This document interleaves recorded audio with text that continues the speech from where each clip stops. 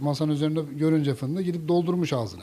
1,5 aydır öksürük nöbeti geçiriyordu. Sebebi akciğerindeki fındık çıktı. Boğulma tehlikesi geçirdi. İstanbul Bahçelievler'de yaşandı olay.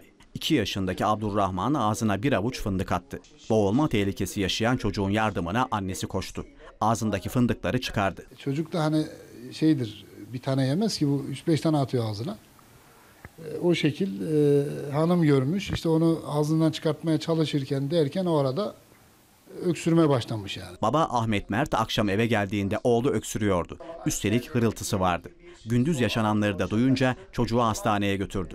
Muayene ve filmlerde herhangi bir probleme rastlanmayınca aile eve geldi. Ben akşam eve geldiğimde bir hırıltı ve öksürük fark ettim. İşte film çekildi. İşte normal işte bu işte iğnedir. Mesela ilaç vesaire, rahatlatma, hava, onlar verildi. Tabii filmlerde bir şey gözükmedi yani. Hani filmlerde bir şey gözükmeyince biz de rahatladık yani. Hani çocukta bir şey yoktu ama öksürük şikayetleri, işte hırıltı, öksürük, bunlar biraz daha devam etti. Abdurrahman'ın öksürüğü haftalarca geçmedi. Bu kez solunum yollarındaki sorunu teşhis etmek için bronkoskopi yaptırıldı. Sağ akciğerinde fındık olduğu tespit edildi. Başarılı operasyonla fındık çıkarıldı. Metalik karakterde ise akciğer grafilerinde kendilerini gösterebiliyorlar.